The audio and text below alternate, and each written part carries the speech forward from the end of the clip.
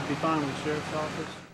It's a routine traffic stop, yet the driver can't understand the officer because he's hearing impaired. We have issues all the time with communicating with the public, and we're becoming a more and more diverse community.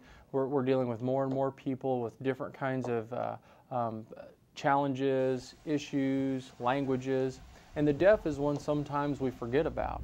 That's why the Vanderburgh County Sheriff's Office has launched a new communication card to improve interaction between its officers and deaf drivers. It's not going to be practical for every law enforcement officer to learn sign language or to even recognize that. So we wanted to come up with a tool that made sense that our deaf community or our hard of hearing community could keep with them in their car, that could give us some opportunity to communicate efficiently and effectively very early on in the contact.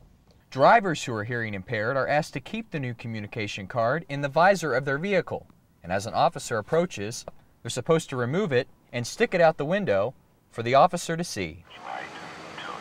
It doesn't really change a lot about how we approach tactically, but it gives us an indication that we may have a communication barrier immediately, and we can change how we respond to that so that we can communicate efficiently. The word deaf is printed on the front of the card. A list of instructions from law enforcement exists on the back. Officers can point to a command and a deaf driver can do the same. On the back of the card there's some common things that we might ask, and there's some common responses or questions they might have, so that we could just point to that and so they know what we're asking for, we know what we're dealing with.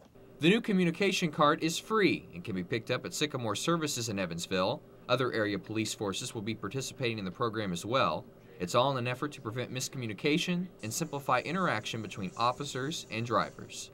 Jordan Rowe, News 25.